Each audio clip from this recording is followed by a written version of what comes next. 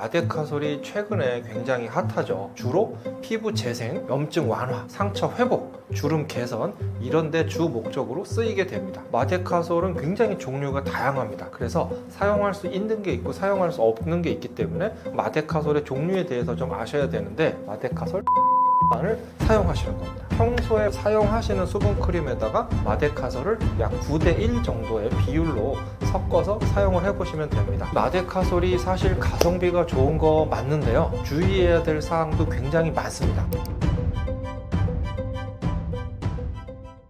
안녕하세요. 저는 피부 미용 진료를 주로 보고 있는 최원진 원장입니다. 범계역의 라마르 프리미어 의원 대표 원장이고요. 유튜브에서는 닥터 원진초이로 활동하고 있습니다. 오늘 제가 여러분이 궁금하신 내용을 조금 더 쉽고 편하게 말씀드려 보도록 하겠습니다. 이 마데카솔이 최근에 굉장히 핫하죠. 비싼 재생 크림보다 좋다, 막 이렇게 소문이 나가지고 한때 품절 사태가 나기도 했습니다. 이 마데카솔의 주성분은 병풀 추출물인데요. 이 병풀이 영어 이름의 하나가 이 타이거 그래스, 이 호랑이 풀이라고 합니다. 인도네시아에 가면 이 상처 입은 호랑이가 이 병풀이 있는 곳에서 막 뒹굴면서 자기의 상처를 치료한다, 이런 전설이 있다고 합니다. 공식적인 이름은 센텔라 아시아티카, 어디서 많이 보신 이름일 겁니다. 앞자와 뒷자를 따면 시카 크림이죠. 우리가 재생 크림으로 많이 사용하는 시카 크림인데요. 이 주 성분으로는 크게 4가지 정도가 있습니다. 마데카소사이드, 아시아티코사이드, 아시아틱 애시드, 마데카식 애시드, 여러 가지가 있지만 사실 이런 거 여러분들이 다 아실 필요는 없지 않나 생각이 됩니다. 마데카소사이드가 가장 중요하다, 요거 하나 정도만 알고 계시면 될 것 같아요. 그래서 주로 피부 재생, 염증 완화, 상처 회복, 주름 개선 이런 데 주 목적으로 쓰이게 됩니다. 그러니까 이제 어떤 분들이 쓰시면 좋은가, 이걸 말씀을 드려보면 피부 재생을 좀 빨리 내가 하고 싶다, 내 피부가 좀 건조하고 예민하다, 이런 분들, 어떤 시술, 어떤 피부 레이저 시술 이런 걸 좀 내가 자주 받는다, 또 바깥 활동이 많아서 자외선 노출을 많이 한다, 이렇게 뭔가 피부 손상이 좀 일어날 수 있고 재생을 좀 빨리 원하고, 이런 분들한테 사용하시면 도움이 될 수가 있습니다. 마데카솔을 그럼 이제 어떻게 사용하느냐 생각을 해보셔야 되는데, 그 전에 먼저 아셔야 되는 게 마데카솔은 굉장히 종류가 다양합니다. 그래서 사용할 수 있는 게 있고 사용할 수 없는 게 있기 때문에 우선 마데카솔의 종류에 대해서 좀 아셔야 되는데, 순수한 성분으로만 구성이 되어 있는 것이 마데카솔 연고, 마데카솔 겔, 그리고 가루로 되어 있는 마데카솔 분말이고요. 마데카솔 케어는 항생제가 추가가 되어 있고, 복합 마데카솔은 항생제와 스테로이드까지 같이 들어있습니다. 그래서 마데카솔 케어와 복합 마데카솔은 진짜 상처, 우리가 어떤 다쳤거나 외상이 있을 때 사용을 하는 거고요. 말씀드린 마데카솔 연고, 마데카솔 겔, 마데카솔 분말만을 사용하시는 겁니다. 이건 꼭 잊어버리시면 안 됩니다. 그래서 평소에 우리가 사용하는 수분크림이 있으시겠죠. 그 사용하시는 수분크림에다가 마데카솔을 약 9대1 정도의 비율로 섞어서 사용을 해보시면 됩니다. 내 피부가 조금 민감하다, 이런 경우에는 눈에 잘 띄지 않는 곳에 소량으로 테스트를 먼저 해보시는 게 중요합니다. 이것은 사실 마데카솔 뿐만 아니라 화장품 같은 것도 새로 사왔을 때도 테스트를 미리 해보는 거 굉장히 중요하죠. 그리고 이렇게 섞어서 사용하는 것을 냉장고에 보관한다든가 내일 사용하겠다, 이렇게 하시는 분들도 있는데, 사실은 그 사이에 오염이라든가 변질될 우려가 있기 때문에 저는 꼭 사용할 때마다 소량씩 섞어서 사용하시라고 말씀을 드립니다. 그래서 사실 이 부분이 좀 번거롭기 때문에 포기하시는 분들도 제법 있으십니다. 그런데 이 마데카솔을 발랐는데 피부가 따갑고 홍조가 생긴다? 그러면 절대로 사용하시면 안 되고 병원에 가셔서 선생님하고 한번 상담을 하셔야 됩니다. 최근에는 이 마데카솔 분말, 이 가루를 생리식염수에 탑니다. 그래가지고 그걸 시트 마스크에 흡수시켜서 진정팩으로 쓰시는 분들도 계시던데요. 사실 저는 이 부분은 조금 추천드리기가 어려운데, 그 내용은 뒤에 말씀드리도록 하겠습니다. 주의해야 될 점들이 사실 좀 있습니다. 어쨌거나 화장품 용도로 개발된 건 아니고 약으로 개발된 거기 때문에 과민 반응, 또 접촉성 피부염을 유발할 수가 있습니다. 평소에 정상적인 피부라면 많이 흡수되지 않을 텐데요. 보통 피부 장벽이 손상이 되어 있는 경우에는 필요 이상의 양이 흡수가 돼서 감작이라는 반응을 일으키는데 알러지 반응을 일으킨다는 얘기죠. 이 화장품하고 섞어서 사용을 하기 때문에 화장품 안에 여러분 설명서에 보시면 정말 수백 가지의 성분 성분이 들어있습니다. 이 성분들하고 이 마데카솔 성분이 섞였을 때 어떤 반응을 일으킬지 사실 잘 모르거든요. 그래서 이 과민 반응이 나타날 수가 있고, 이 과민 반응은 장기간, 보통 저는 한 3개월 이상 사용했으면 더 잘 나타날 수 있다 이렇게 보고 있기 때문에 한 달에서 한 달 반, 한 4주에서 6주 정도가 되겠죠. 그 정도의 기간만 사용하시고 대략 2주 정도의 휴약기를 가지시는 것을 추천을 드립니다. 그리고 그 전이라도 뭔가 붉어진다든가 가렵다, 따갑다 이런 어떤 접촉성 피부염이 의심이 될 때는 당장 중단을 하셔야 됩니다. 그리고 처음부터 많이 쓰시면 안 되고요. 소량으로 테스트 해보고 사용하시고요. 얼굴 전체에 바르시기보다는 필요한 부분에 스팟으로 사용하는 것이 굉장히 좋겠습니다. 아까 제가 이 분말 제품을 사용하는 거 적극 권장드리지 못하는 이유를 지금 말씀을 드려볼 건데요. 이 분말을 만들기 위해서는 텔크라는 성분이 들어갑니다. 이 텔크라는 성분이 있어야 발림성이 좋아지고요. 이 실키한 사용감을 만들어낼 수가 있습니다. 그리고 그 성분 자체가 상처에 들어있는 원래 진물 흡수를 하기 위해서 만들어진 성분이거든요. 그러니까 오히려 정상 피부에서는 지나치게 건조해진다거나 트러블을 유발할 수가 있습니다. 제가 시술할 때 쓰는 이 소독된 장갑에도 고무기 때문에 서로 붙지 말라고 텔크 성분이 들어있어요. 그래야 이게 서로 고무끼리 붙어있지 않거든요. 그런데 일부 텔크 성분이 들어있는 장갑을 끼면 제 손에도 접촉성 피부염이 생길 수 있습니다. 그러니까 저는 이 텔크 성분이 들어있는 이 마데카솔 분말은 좀 사용하시는 거를 자제하시는 게 어떤가 그렇게 생각을 하고 있습니다. 구매하실 때 잘 구매하셔야 되는데 약국이나 편의점에서 마데카솔 주세요 그러면 대부분 당연히 상처에 쓰실 목적으로 생각을 하기 때문에 아까 말씀드린 마데카솔 케어나 복합 마데카솔 이런 거 주시는 경우 많이 있거든요. 그러니까 반드시 이 마데카솔 성분만 단독으로 들어있는 마데카솔 겔, 연고, 요 분말 제품을 쓰시는 게 굉장히 중요합니다. 이 마데카솔이 사실 가성비가 좋은 거 맞는데요. 주의해야 될 사항도 굉장히 많습니다. 그래서 어떤 내가 일시적으로 좀 피부가 손상이 있다, 상처가 났다, 강한 레이저를 받았는데 좀 빨리 회복을 하고 싶다, 요럴 때는 마데카솔을 쓰셔도 좋겠지만 일상생활, 내가 일상적으로 피부 관리를 하고 싶다 이럴 때는 이 그냥 시카 성분이 들어있는 완제품을 사용하시는 것을 저는 더 추천드리고 있습니다. 제가 오늘 말씀드린 내용은 좀 기억해서 사용하시면 좋겠습니다.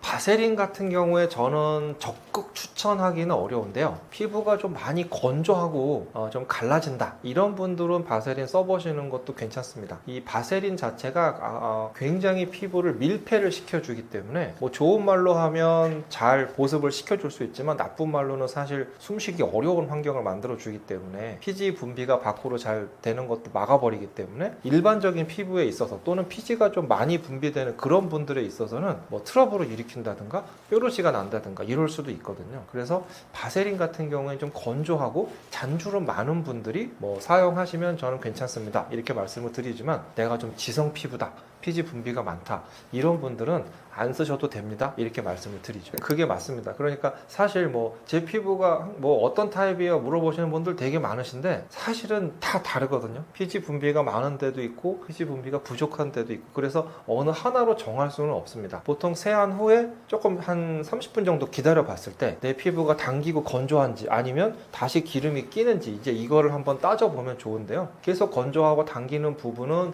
보습을 신경 써줘야 되는 부분이고요. 다시 기름이 나온다 그런 부분은 피지가 많은 지성 피부인 것이죠. 그러니까 사실 같은 사람한테서도 이 위치에 따라 다르고 사실은 또 아침 저녁이 다르고 계절마다 다르고 나이마다 다릅니다. 그러니까 내 피부가 어떤 타입이다 이거는 사실 큰 의미는 없고 지금 현재 어떤 상태다 이게 좀 의미가 있을 것 같아요. 비립종이라는 거 굉장히 요즘에 흔한 그런 질환인데요. 비립종 때문에 오시는 분들 굉장히 많으시고 이 피부 표면에 보시면 이 가까이에 아주 작은 주머니가 생깁니다. 안쪽에 흰색 아니면 노란색 이런 각질 덩어리가 차 있는 것이 있는데요. 이것이 이제 비립종이고 굉장히 흔한 질환입니다. 그런데 선생님 저 비립종이 있습니다 치료해 주세요 이러고 오셨는데 실제로 아닌 경우가 되게 많아요. 이 크게 한 3가지 정도가 있는데요. 좁쌀 여드름, 그리고 편평 사마귀, 그리고 한관종 정도가 있습니다. 이 좁쌀 여드름은 말 그대로 여드름입니다. 아주 작은 흰색의 이런 피지가 들어있는 것들인데요. 살짝 돌기 형태로 튀어나와 있습니다. 안에 짜보면 피지가 나오고요. 그리고 이것은 방치했을 경우에 염증으로도 생길 수가 있죠. 아무데나 막 생기진 않고 보통 여드름이 잘 생기는 여드름 패턴을 따라서 나타난다는 특징이 있습니다. 이건 생각보다 굉장히 잘 짜져가지고 압출을 해보면 기름이 쏙 하고 나옵니다. 그리고 만져봤을 때 약간 아픈 경우도 있고 붉은증, 즉 홍반이 있을 수도 있습니다. 그리고 감염성 질환인 편평사마귀도 있는데요. 이건 말 그대로 바이러스 감염에 의한 질환입니다. 모양 자체가 좀 평평하고 살짝 올라와 있는 형태가 많은데요. 한 개만 단독으로 있는 경우도 있지만 이렇게 모여 있는 경우도 많이 있습니다. 이것은 감염성 질환이니까 당연히 전염이 될 가능성도 있고요. 주로 얼굴이나 손등 같은 데 이렇게 모여서 있는 경우가 많습니다. 만져보면 살짝 거친 느낌이 있거든요. 근데 이걸 막 긁다 보면 이 손을 타고 점점 더 퍼지기도 합니다. 그 다음에 한관종이 있어요. 한관종은 땀 한자를 씁니다. 그러니까 땀샘이 늘어난, 땀샘이 증식되어서 생기는 양성 종양인데요. 비립종보다 조금 더 깊은 곳에 나타나고요.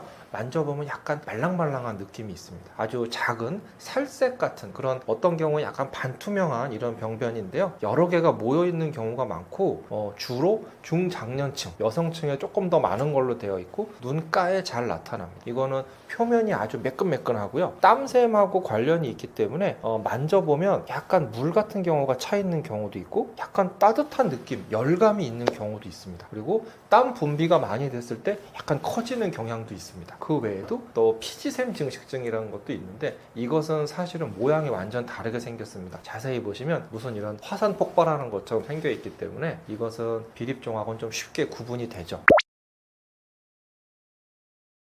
비립종 자체를 구분하는 방법은 간단합니다. 아주 사이즈가 굉장히 작아요. 한 1, 2mm 정도밖에 안 되고요. 흰색이나 한 노란색 이런 동그란 병변이 만들어져 있습니다. 아프지도 않고 염증도 없습니다. 주로 얇은 피부, 이런 눈가, 뺨 이런 데 나타나게 되는데 주변 피부하고 아주 명확하게 구분이 됩니다. 그리고 붉어지지도 않고 또 번지는 양상도 급격히 번지지 않습니다. 그래서 이렇게 막 비슷하게 생긴 아까 말씀드린 이런 다른 질환하고는 달리 압출을 해도 잘 안 나옵니다. 만져보면 되게 딱딱해요.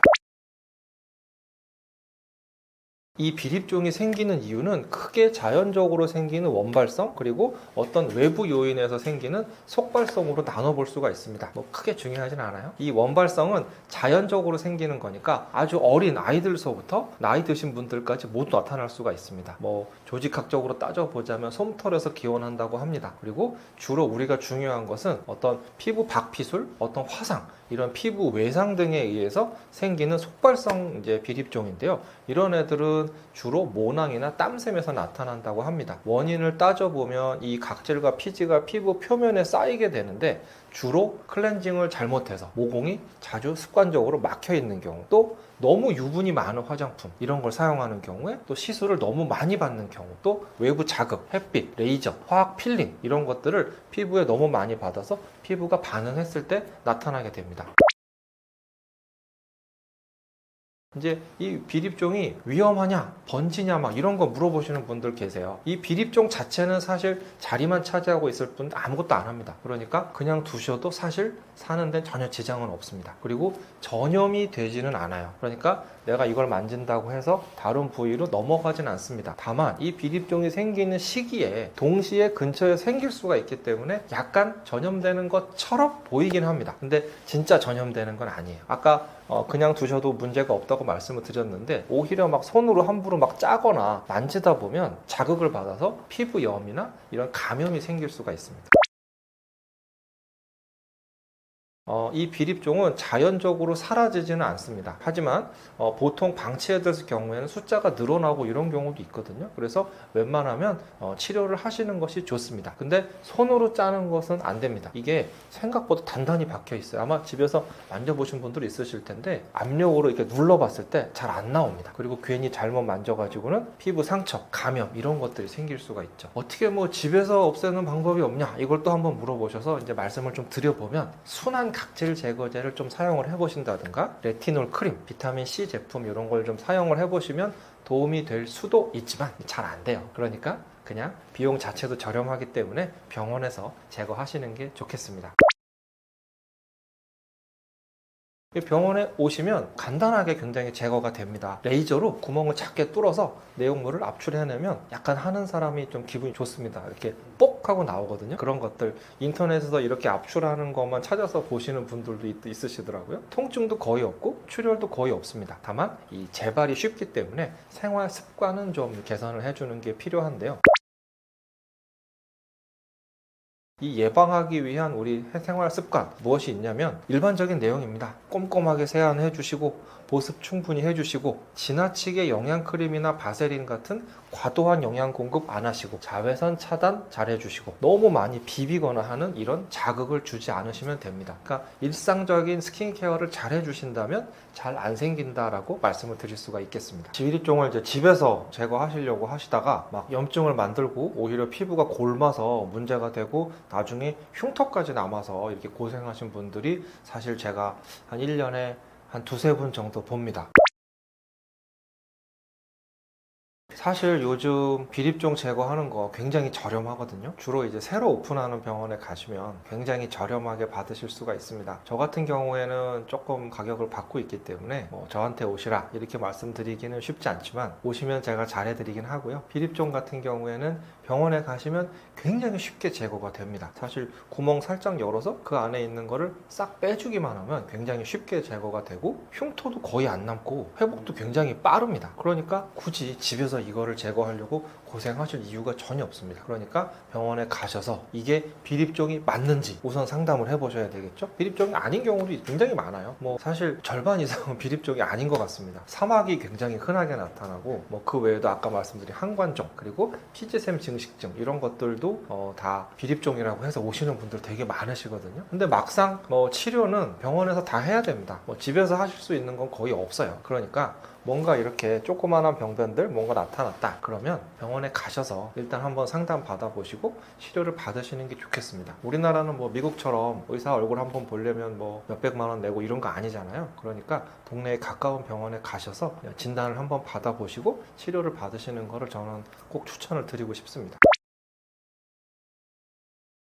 네, 우선 피부 노화의 원인은 크게 둘로 나누어 볼 수가 있습니다. 외부 요인에 의한 외인성 노화와 시간이 흐름에 따라 자연적으로 나타나는 내인성 노화가 있을 수가 있겠죠. 외인성 노화를 먼저 생각을 해본다면 여러분 잘 알고 계시는 것처럼 자외선이라든가 다른 환경적인 원인 이런 것들이 있을 수가 있겠습니다. 피부 손상이 심하게 나타나기 때문에 급격하게 탄력이 소실되기도 하고요. 깊고 불규칙한 주름이 심하게 나타나는 경우도 많이 있습니다. 또 기미, 잡티, 검버섯 이런 색소 질환의 원인이 되기도 합니다. 그에 비해서 시간의 흐름에 따라서 자연적으로 내인성 노화가 나타날 수 있는데요.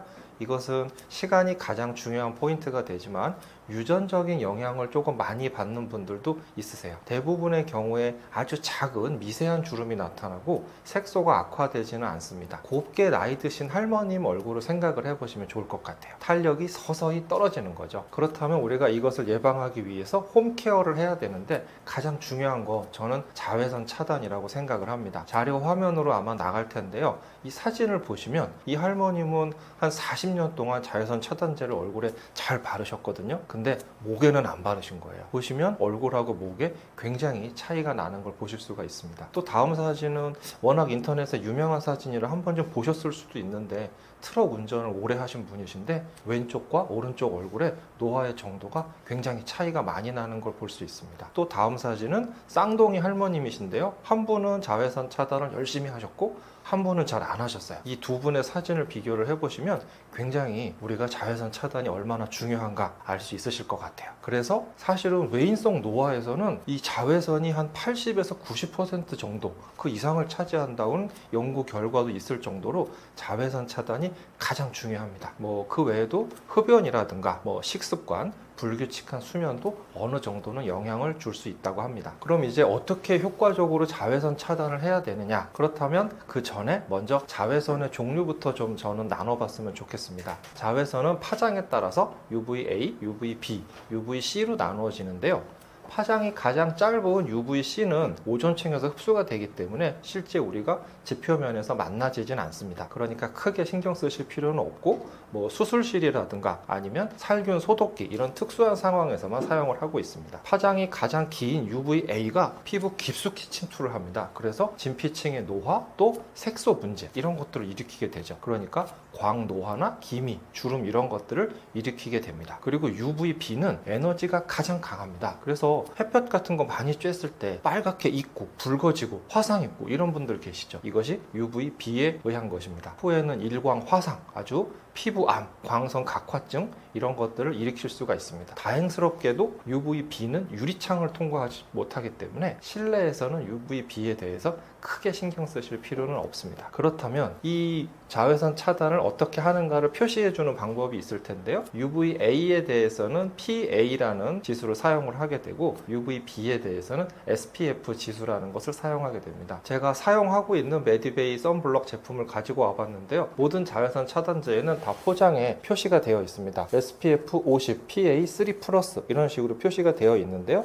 PA 지수에 같은 경우에는 플러스로 표시를 합니다. 플러스가 많아질수록 2+, 3+, 4+ 많아질수록 자외선 차단 지수가 높아지는 거고요. 그 다음에 SPF 지수에 있어서는 숫자가 15, 30, 50, 100 이렇게 표시가 되어 있는데 숫자가 커질수록 자외선 차단의 효과가 커지는 것입니다. 그래서 보통의 우리가 일상적인 출퇴근이나 카페, 뭐 마트를 가신다든가 뭐 도시 생활을 할 때는 SPF 15에서 30, PA는 2+ 정도 이상의 제품이라면 충분하다고 봅니다. 이런 제품들은 가볍고 산뜻한 제형이 많아서 바르기도 좋거든요. 그런데 골프를 치러 나가서 5시간, 6시간 밖에 계시고 등산하시고 바닷가에 가서 낚시도 하시고 해변에서 물놀이도 하신다면 이런 야외 활동에 있어서는 반드시 SPF 50 이상 그리고 PA는 3+ 이상의 제품을 사용을 하는 것이 좋고요. 가급적 워터프루프 제품을 사용하시는 것이 좋을 것 같아요. 왜냐하면 땀이나 물에 씻겨 나갈 수가 있기 때문입니다. 이 자외선 차단제는 바르면 즉시 효과가 있는 게 아니기 때문에 한 외출 2-30분 전에는 발라서 흡수시킬 수 있는 시간을 줘야 됩니다. 그리고 땀, 피지, 그리고 이런 마찰로 인해서 지워질 수가 있기 때문에 보통은 한 2-3시간 정도마다 다시 덧발라주시면 좋습니다. 잘 안 발라지는 부분이 귀라든가 아까 할머님 사진에서 보신 것처럼 목, 콧망울, 또 놓치기 쉬운 부분이 손등 이런 부분입니다. 그리고 눈가도 조금 이렇게 꼼꼼하게 발라주시면 좋고요. 이 자외선 차단제는 저는 설명드릴 때 이런 얘기 많이 드리는데 헤드 기어, 권투 선수들이 쓰는 헤드 기어를 쓰고 펀치를 맞는다 이렇게 저는 설명을 드립니다. 펀치를 맞으면 사실 죽지는 않겠지만 굉장히 아프겠죠. 그래서 펀치가 오면 피해야 되겠죠. 이 피하는 거 물리적인 차단도 굉장히 중요한데요. 선글라스를 쓰신다든가 모자라든가 또는 다른 여러 가지 양산이라든가 이런 식으로 직접 물리적으로 햇빛을 막아주는 것도 굉장히 중요합니다. 또 요즘에는 이 기미 패치를 사용하시는 분들이 많이 계신데 저는 개인적으로 접촉성 피부염 등을 일으킬 수가 있기 때문에 적극적으로 권장하고 있지는 않습니다. 그러니까 제가 지금 말씀드린 이 자외선 차단만 잘 해주셔도 외인성 노화, 거의 피부 노화의 상당 부분을 차지하고 있는 거거든요. 이것의 80% 이상은 충분히 줄일 수 있다라고 제가 말씀드릴 수가 있겠습니다. 자외선 차단 다음으로 이제 두 번째로 중요한 거는 보습입니다. 보습은 아까 말씀드린 내인성 노화를 예방할 수 있는 가장 중요한 포인트가 될 수 있는데요. 피부가 건조해지지 않게 된다. 이런 것은 피부 건강 또 노화 예방을 위해서 아주 필수적인 것이라고 말씀을 드릴 수가 있습니다. 여러분 이미 건조해 보셔서 아시겠지만 피부가 건조해지면 어떻게 되나요? 뻣뻣하고 당기는 느낌이 들죠? 주로 피부가 얇은 입 주변이나 눈가에서도 나타나게 됩니다. 수분이 부족하게 되면 우리 피부 안에서 각질이 자꾸 빨리 탈락하게 됩니다. 그러면 각질이 우리가 눈에 보이게도 허옇게 일어나게 되죠. 그리고 만져봤을 때 피부 결도 거칠고 푸석하고 뭔가 울퉁불퉁하고 매끄럽지 않은 형태가 됩니다. 그래서 피부 보호막이 감소가 되는 거고 이 보호막이 감소가 된다는 거는 외부 자극에 쉽게 노출이 되는 겁니다. 그러면 당연히 가려움증도 나타날 수 있고 잔주름도 탄력도 증가되고 심한 경우에는 얼굴이 붉어지는 홍조, 화끈거림 이런 것들도 나타날 수가 있습니다. 그럼 이제 어떻게 보습을 해야 되느냐, 이게 되게 중요하겠죠. 이 보습 방법에 대해서 말씀을 드려볼 텐데요. 히알루론산이나 세라마이드, 판테놀, 글리세린 이런 것들 보습 성분이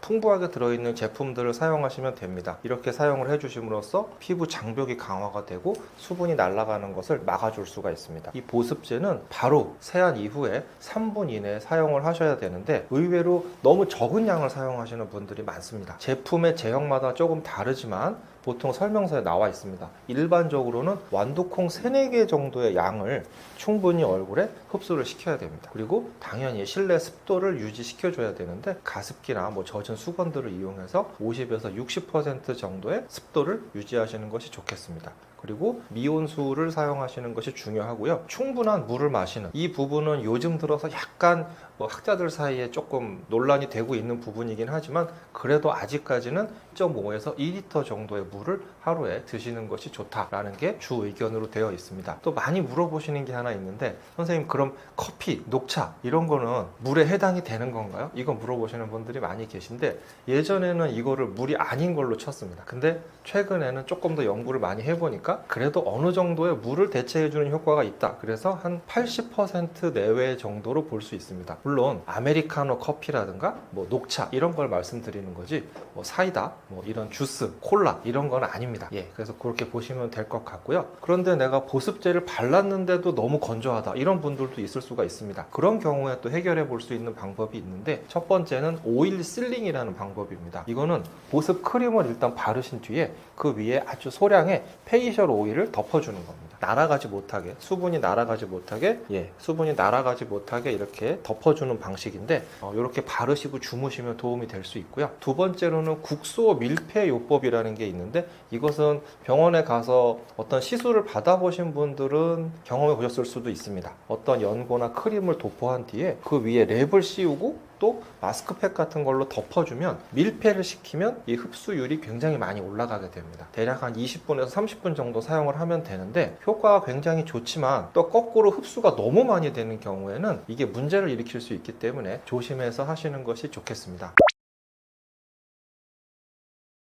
이제 사용해 볼 만한 홈케어 제품을 설명을 드려보자면 크게 저는 비타민C하고 레티놀 이 두 가지가 제일 유명한 것 같습니다. 비타민C는 거의 사용하지 않는 분 없으실 것 같아요. 항산화 효과가 아주 강하고 피부 미백 효과가 있습니다. 피부 안에서 멜라닌의 생성 자체를 억제해 주기 때문에 기미나 잡티 이런 걸로 고민하신 분들께도 도움이 될 수가 있습니다. 또 하나는 우리 피부는 언제나 자외선이나 미세먼지 같은 이런 스트레스를 받고 있는데 이 스트레스로부터 피부를 지켜주는 방패 역할을 하죠. 그리고 당연히 잔주름도 예방이 되고 피부 탄력이 좋아지기 때문에 눈 주변에 다크서클도 좋아집니다. 아침에 사용하시는 것이 좋다라고 주로 말씀을 드리는데 그래서 세안을 하고 이 비타민C 제품을 발라주고 그 위에 다시 보습제를 바르고 자외선 차단제를 바르면 됩니다. 그런데 좋은 것만 있는 건 사실 아니에요. 피부 자극성이 꽤 많이 있거든요. 그래서 굉장히 저농도 제품부터 서서히 사용을 늘려가시는 것이 좋겠습니다.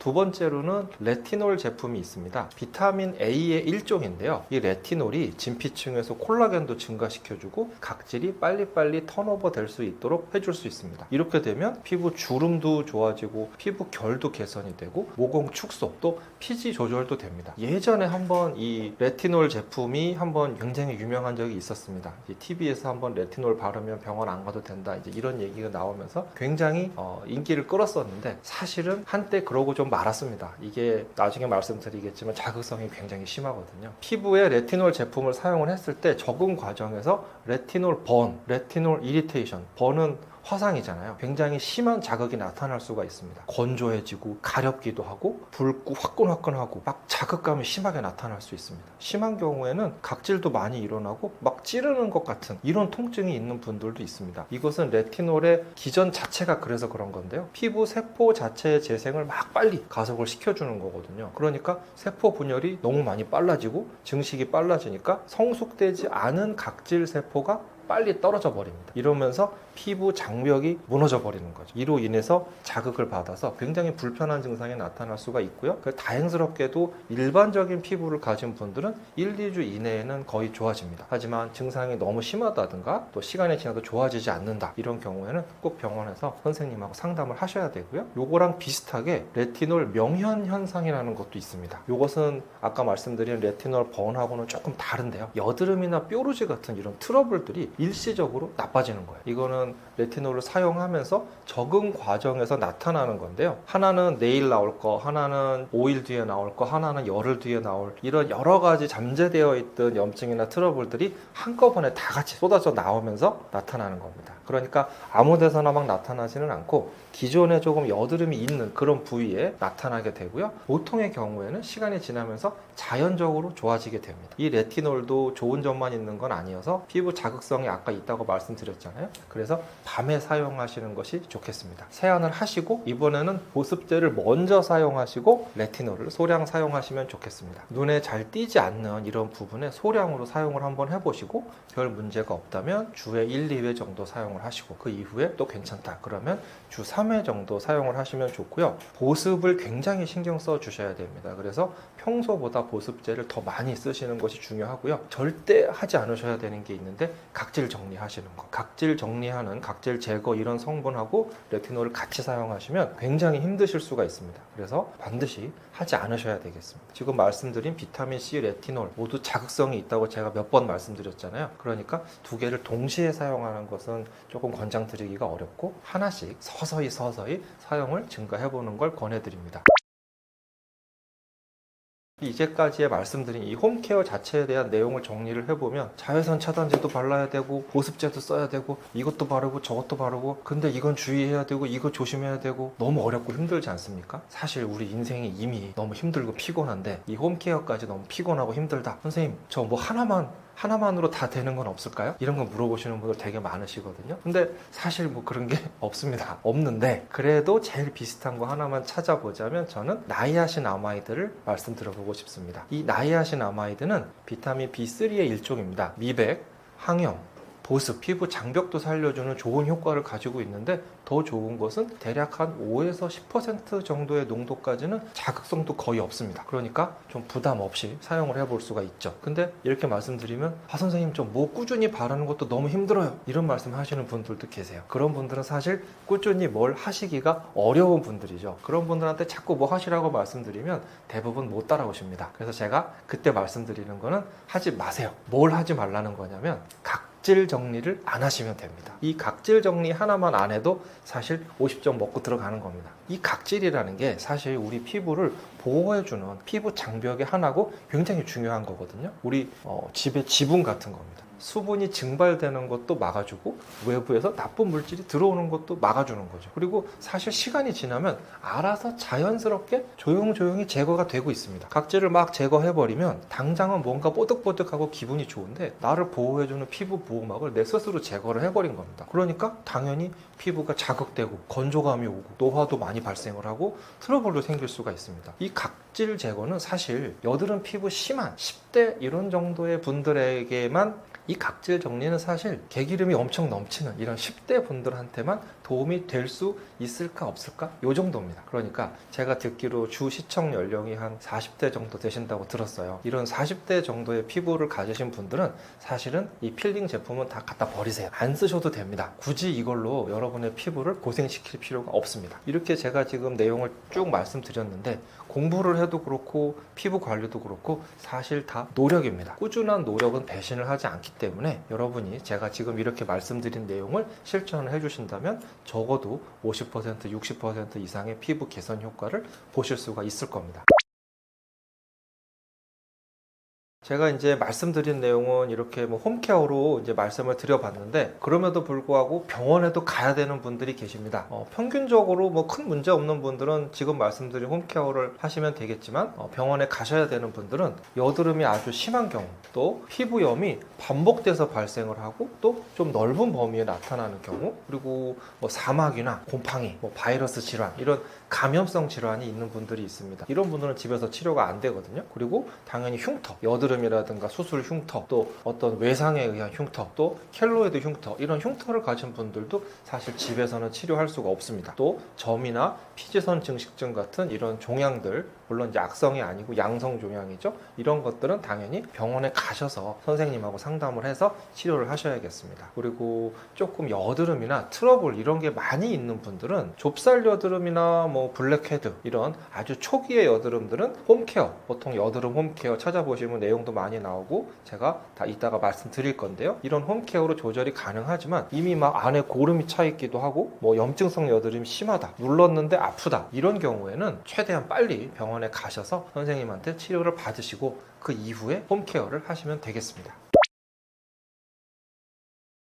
피부 관리에 가장 중요한 거는 뭐 자외선 차단, 또 보습을 잘 해주는 거, 규칙적으로 생활하는 거, 올바른 습관, 이런 거 정도를 가질 수가 있겠습니다. 그리고 그 중에서 저는 올바른 생활 습관이 가장 중요하다고 생각을 합니다. 이 올바른 생활 습관을 따져본다면 가장 중요한 거는 저는 꾸준함이라고 생각을 합니다. 이 피부 관리는 하루 이틀 해가지고 달라지는 건 사실 없습니다. 하루 이틀 하시고 마실 거면 안 해도 됩니다. 그래서 이 자외선 차단제를 사용하시고 보습제 사용하시고 이런 것들 꾸준히 해주시는 거 중요한데요. 그 중에서도 정말 제일 중요한 거 하나만 뽑아본다. 그렇다면 저는 이 세안을 적절하게 잘 해주시는 거, 이게 굉장히 중요하다고 보거든요. 왜냐하면 밖에 안 나가시는 날도 세안은 해야 되죠. 그러니까 밖에 안 나가기 때문에 자외선 차단제 안 쓰시는 날은 있지만 세안을 안 하시는 날은 없습니다. 제가 이 말씀 드리면 가끔 저는 밖에 안 나가서 세안 안 합니다 이러시는 분들도 계신데 그러시면 안 됩니다. 그래서 이 세안이 얼마나 중요하냐면 세안을 너무 이렇게 과하게 했을 경우에는 유분이 너무 많이 제거가 돼버립니다. 이런 경우에는 피부가 건조해지거나 뭐 심하면 트러블도 생길 수가 있죠. 또 거꾸로 세안이 제대로 안 되면 이런 노폐물이라든가 화장품 이런 것들이 피부에 전부 남아서 염증, 여드름 이런 것들을 일으킬 수가 있죠. 그래서 이제 표준적인 올바른 세안법을 좀 말씀을 드려본다면 먼저 중요한 거 하나가 손을 잘 씻으시는 거예요. 이거 잊어버리시는 경우가 되게 많거든요. 외출하고 오셔서 그냥 바로 세안하시는 경우가 많은데 반드시 손을 잘 씻고 시작하셔야 됩니다. 손에는 굉장히 많은 세균과 노폐물이 묻어 있죠. 이걸 잘 비누로 씻으신 다음에 물기를 잘 제거해 주셔야 됩니다. 손에 물이 묻어 있으면 클렌징 오일을 사용할 때 유화를 방해하기 때문에 물을 잘 제거해서 완전히 말려주시고 이때 우리가 세안 과정 전체에 사용하는 물의 온도는 미온수, 보통 섭씨 32도에서 35도 이 정도를 말씀을 드리는데 32도에서 35도를 측정하실 수 있는 온도계가 있으면 제일 좋겠지만 임상적으로 우리가 느꼈을 때 어느 정도의 느낌이냐면 손목 안쪽에 이 물을 데워봤을 때 차가운 느낌도 없고 뜨거운 느낌도 없고 그냥 약간 따뜻한 느낌이 있으면 대략적으로 32도에서 35도 정도라고 볼 수 있습니다. 하지만 이게 또 겨울이냐 여름이냐 이런 거에 따라서 실제 내가 느껴지는 온도가 다를 수 있기 때문에 가급적이면 다이소 가셔서 1,000원짜리 온도계 하나 사셔서 사용을 해보시는 것을 권장을 드립니다. 우선 손을 잘 쓰신 다음에는 이제 클렌징 오일을 사용을 해야 되겠죠. 클렌징 오일을 얼굴에 부드럽게 묻혀주게 됩니다. 잘 안 묻혀지는 부분이 입 주변, 눈 주변 이런 부분입니다. 가끔 저희가 이제 레이저 시술할 때 본인이 스스로 클렌징 하시는 분들이 있어요. 근데 그런 분들 중에 입 주변이나 눈 주변에서 레이저가 지나가면서 다다다다닥 튀는 경우가 있습니다. 그런 경우가 바로 제대로 클렌징이 안 된 거죠. 그래서 이 입 주변이나 눈 주변을 신경 써서 부드럽게 클렌징 오일을 발라주시면 되고요. 거기에 손에 물을 묻혀서 유화를 시켜줍니다. 유화를 시킬 때도 부드럽게 해주셔야 되고요. 빡빡 문지르시는 건 안 됩니다. 그리고 유화를 충분히 식힌 뒤에는 물로 헹궈내고요. 그 다음에는 홈 클렌징을 이용해서 2차 세안을 하게 됩니다. 이때는 약산성 세안제를 사용하시는 게 좋은데 거품을 충분히 내서 사용을 하시고요. 비비는 게 아닙니다. 비비는 게 아니고 부드러운 터치가 되게 중요하고요. 일반적으로는 피지 분비가 많은 T존부터 U존 쪽으로 롤링을 해주시는 게 좋은데 시간은 너무 길지 않게 한 30초에서 1분 이내에 끝내시면 됩니다. 그리고 헹굼을 굉장히 꼼꼼하게 해주셔야 되겠죠. 이렇게 하시면 이제 세안은 다 됐고 마무리를 하시면 되는데 수건으로 문지르지 마시고요. 꾹꾹 눌러서 물을 말려주시면 됩니다. 이렇게 해야 피부 자극이 좀 적게 될 수가 있죠. 그리고 나서 보통 저분자 히알루론산 등이 들어있는 보습제를 즉시 사용하시는 것이 좋고, 로션이나 크림은 상황에 따라서 조금 피부가 건조하다고 느끼시는 분들은 사용하시고, 건조하지 않다면 사용하지 않으셔도 됩니다. 제가 이제까지 설명드리는 와중에 몇 번 나왔던 얘기가 하나 있는데, 눈치채신 분들도 있으실 텐데, 비비지 마십시오. 문지르지 마십시오. 이 문지르지 않는 거 굉장히 중요합니다. 살살 약간 가급적이면 접촉하지 않는다는 느낌. 왜냐하면 이미 그런 세안제들이 안에 여기 다 있기 때문에 이걸 직접적으로 바른다는 느낌이 아니라 그냥 살짝 위를 지나간다는 느낌으로 하신다는 게 중요하죠. 이게 그걸 하면 사실 그거만으로도 자극성 피부염이 생기는 경우도 있고, 예민한 분들은, 그다음에 기미 있는 분들은 기미 막 비비잖아요. 더 시커매집니다. 이게 만지면 시커매져요. 피부는 우리 사실 겨드랑이나 사타구니 같은 데 살찐 분들 쓸려가지고 까매지지 않습니까? 그게 피부는 이렇게 자극을 받으면 자기를 보호하기 위해서 하는 행동 중에 하나가, 첫 번째는 두꺼워지는 거고요, 두 번째는 색소를 만드는 겁니다. 이게 색소를 만들어서 이 멜라닌 색소가 사실은 피부를 보호해주는 역할을 하게 되는 거거든요. 그러니까 기미가 있는데, 조금 딴 얘기인데, 기미 있는데 우리 컨실러 바른다고 막 컨실러로 문지르잖아요. 그런 분들 기미가 더 심해집니다. 단지 이렇게 비비는 행위만으로도 색소는 악화돼서 사실 손을 안 대기만 해도 어느 정도는 색소가 좋아지거든요. 이게 되게 중요한 포인트인데, 사실 저희는 이제 치료하다 보면 뭐 기미 있는 분들, 그다음에 염증 후 색소 침착 이런 거 있는 분들이 많이 오시는데, 치료를 할 때 잘 생각보다 안 좋아지시는 분들이 있어서 그걸 좀 물어보면 그거를 가리려고, 또는 막 그거를 지우려고 열심히 이렇게 문지르시는 분들이 계세요. 그러면 제발 그것만 하지 않고 와보세요. 그런 분들, 그러면 한 1, 2주만 지나면 달라집니다. 그게 이 비비는 게 굉장히 우리 피부에 좋지 않아요. 꼭 폼까지 써야 되는 건 아니고요. 왜냐하면 말씀하신 것처럼 폼 자체에 대해서도 이런 과민 반응을 나타내는 분들도 계시고, 그렇기 때문에 만약에 뭐 내가 폼 클렌징을 썼는데 좀 불편하다, 그런 경우에 뭐 다른 제품을 써볼 수도 있고요, 뭐 워터를 써볼 수도 있고, 아니면 그것조차도 내가 불편하다, 그런 경우에는 저는 그냥 쓰지 마시라 그러거든요. 그래도 뭐 괜찮은 경우가 훨씬 많습니다. 굳이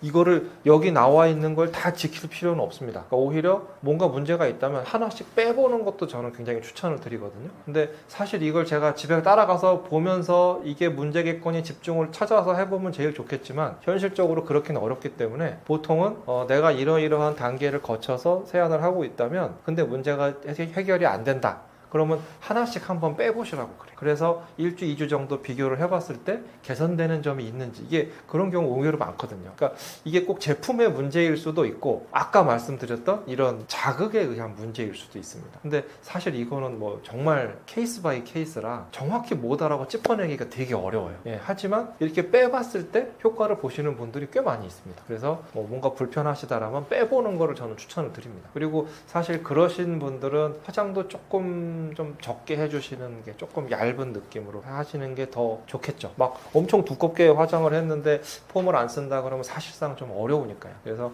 화장 자체도 조금 얇게 해주시는 게 어떨까, 이렇게 말씀을 드립니다. 여드름 피부에 있어서는 피지가 많이 늘어나 있고 여드름 균도 살고 있죠. 그러니까 처음에 약간 중성 클렌저를 사용하시는 것을 권장을 합니다. 1차 세안으로 중성 세안제를 사용해서 피지와 노폐물 이런 걸 좀 제거를 해주고, 2차에는 역시 약산성 클렌저를 사용하시는 것이 좋겠습니다. 이 약산성 성분이 우리 피부 안에서의 여드름균의 증식을 억제해 줄 수가 있기 때문이죠. 그리고 그냥 주기적으로 바하 제품, 뭐 살리실산이죠, 이 바하 제품을 사용을 해서 각질 제거를 해주시는 것이 좋겠습니다. 각질 제거는 이 여드름 피부인 분들만 하시는 겁니다. 그리고 이 여드름 부위에는 처음부터 뭐 비비크림이나 로션 같은 이런 것들, 화장품들의 사용을 조금 줄여주시는 게 더 지우기가 쉬워질 수 있겠죠. 그리고 여드름이 너무 심한 경우에는 요즘엔 잘 안 쓰는데 1차 세안을 할 때 알칼리성 클렌저를 써볼 수도 있습니다. 하지만 뭐 최근 연구에서는 웬만하면 중성 클렌저로 다 해결이 될 수 있다, 이렇게 보고 있기 때문에 알칼리성 클렌저를 먼저 선택하는 것을 저는 권하지는 못하고 있어요.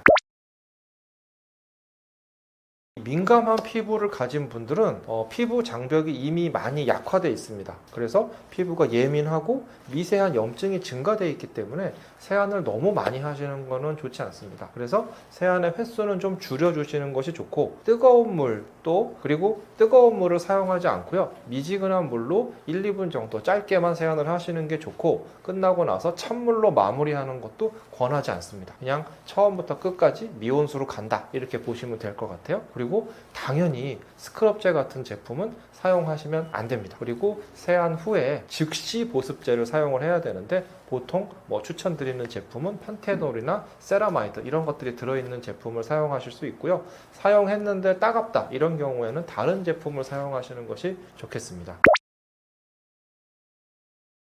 이렇게 이제 세안을 하시고 나면 그 이후에는 토너나 보습제 정도를 발라볼 수 있는데요. 토너는 화장품이 좀 남아있는 이런 것들을 제거해 줄 수 있고, 또 피지를 제거해 주고 피부를 약산성화 시켜줄 수 있다라고 돼 있지만, 요즘에는 사실 세안제가 너무 좋아져서 토너가 굳이 필요하지 않은 상황도 많습니다. 그러니까 충분히 생략이 가능하고요. 더 중요한 것은 보습제를 잘 사용하는 겁니다. 근데 이 보습제는 수분이 많은 제형이 있고 유분이 많은 제형이 있습니다. 이 수분이 많은 제형, 에센스, 세럼, 앰플 이런 것들을 먼저 사용을 하고, 유분이 많은 로션, 크림, 오일 이런 것들을 사용을 해서 유분막으로 덮어주어서 수분이 날아가는 것을 막아주는 것입니다. 가장 중요한 거는 건조한 채로, 세안 이후에 건조한 채로 피부를 방치하면 안 된다는 거죠. 아침에 이제 물 세안만 하면 어떻습니까? 이제 이렇게 물어보시는 분들이 많은데, 사실 이건 반은 맞고 반은 틀립니다. 피부 상태에 따라 다른 건데요. 좀 건성이고 민감성 이런 피부를 가진 분들은 클렌저를 너무 많이 사용을 하시게 되면 장벽이 더 망가지게 됩니다. 그러니까 미지근한 물로만 세안하시면 되겠고요. 지성 피부나 여드름 피부는 밤사이에 노폐물이나 피지 이런 것들이 상당히 많이 분비가 되기 때문에 이런 분들은 약산성 클렌저를 사용하시는 것이 더 좋겠습니다. 그러니까 피부 상태에 따라 다르다 이렇게 말씀드릴 수가 있고요. 이것도 물어보시는 분들이 굉장히 많으신데, 세수를 이제 몇 분을 해야 되느냐, 사실 정해진 답은 없는데요. 생각보다 짧게 하시는 것이 좋습니다. 세안 한 번 하시는 들어가서 10분, 20분 열심히 하시는 분들도 계신데, 보통 저는 한 1분, 30초에서 1분 정도면 끝내시라고 말씀을 드리고요. 최대한 1분 30초 정도면 끝내시는 게 좋습니다. 이렇게 하시려면은 꼼꼼하지만 부드럽게, 또 짧고 정확하게 하셔야 됩니다. 이 세안제를 오래 문지르게 되면 피부 자극, 또 피부 장벽이 손상이 될 수가 있기 때문이죠. 과도하게 문지르지 않는 거, 이 굉장히 중요한데요. 문지르는 것만으로도 트러블이 생길 수 있고 기미도 악화될 수 있습니다. 또 세안을 얼마나 자주 해야 되느냐, 이거 물어보시는 분들도 많습니다. 보통 기본적으로는 하루 2번 아침 저녁을 말씀을 드리죠. 아침에는 우리가 자는 동안 피지라든가 여러 가지 분비물들이 나오고, 저녁에는 당연히 하루 종일 바깥 생활을 하면서 묻혀온 외부의 이런 나쁜 물질들, 또 화장 이런 것들을 당연히 지워줘야 되기 때문에 하루 2번은 기본적으로 해주시는 게 좋지만, 이것도 역시 케이스 바이 케이스 상태에 따라서 조절을 해야 됩니다. 그래서